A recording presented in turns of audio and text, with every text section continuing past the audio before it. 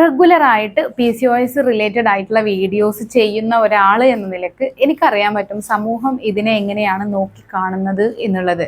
ഒരു സ്ത്രീ PCOS എന്ന അവസ്ഥയുമായിട്ട് ജീവിക്കുക എന്നാൽ അതൊരു ചെറിയ കാര്യമല്ല. എന്താണെന്നല്ലേ? അതായത് നമ്മുടെ കോൺഫിഡൻസ് കളയുന്ന തരത്തിൽ നമ്മുടെ ദേഹത്താസകലം, അതായത് കൂടുതലായിട്ട് മുഖത്തൊക്കെ കട്ടിയുള്ള കറുത്ത രോമ വളർച്ച ഉണ്ടാവുക, പിന്നെ ശരീരഭംഗിയെ നഷ്ടപ്പെടുത്തുന്ന തരത്തിൽ അടിവയറ് തൂങ്ങി കൂടുതൽ ഫാറ്റ് ഡെപ്പോസിഷൻ അടിവയറിൽ കാണുക. അതുപോലെയാണ് വീടിൻ്റെ അകത്തും കുളിച്ചു കഴിഞ്ഞാൽ ബാത്റൂമിലും തോർത്തിലും ഒക്കെ കൂടുതലായിട്ട് നമ്മുടെ മുടി തന്നെ കൊഴിഞ്ഞു കാണപ്പെടുക. നല്ല രീതിയിൽ മുടി ഉണ്ടായിരുന്ന ഒരാളിൽ നെറ്റ് കയറി കഷണ്ടി പോലെ ആയി മാറുക.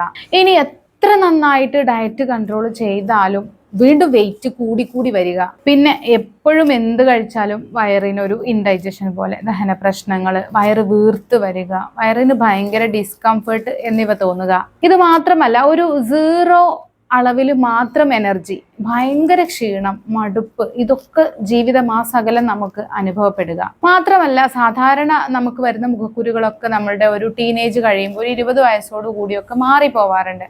എന്നാൽ 20-ലും 30-ലും ഒക്കെ നമ്മുടെ മുഖം നിറയെ ഒരു അൺഎക്സ്പ്ലെയിൻഡ് ആയിട്ടുള്ള മുഖക്കുരു കാണപ്പെടുക.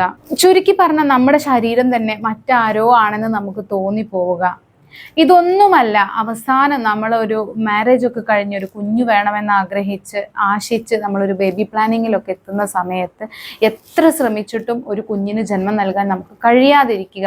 ഇനി നമ്മൾ PCOS എന്നൊരു പ്രശ്നം ഒരാളോട് പറഞ്ഞാൽ, ഇനിയിപ്പോൾ ഡോക്ടേഴ്സിനോടാണെങ്കിലും നമ്മൾ പറഞ്ഞു കഴിഞ്ഞാൽ കണ്ണും പൂട്ടിയിട്ട് നിങ്ങൾ വെയിറ്റ് കുറക്കുക എന്നുള്ള ഒരു അഡ്വൈസ് മാത്രം എല്ലാവരുടെ അടുത്തുനിന്നും കിട്ടുന്ന ഒരവസ്ഥയൊക്കെ ഈ PCOSുമായി ജീവിക്കുന്ന സ്ത്രീകൾ അനുഭവിക്കുന്ന ബുദ്ധിമുട്ടുകളാണ് എന്ന് നമ്മളെല്ലാവരും മനസ്സിലാക്കുക.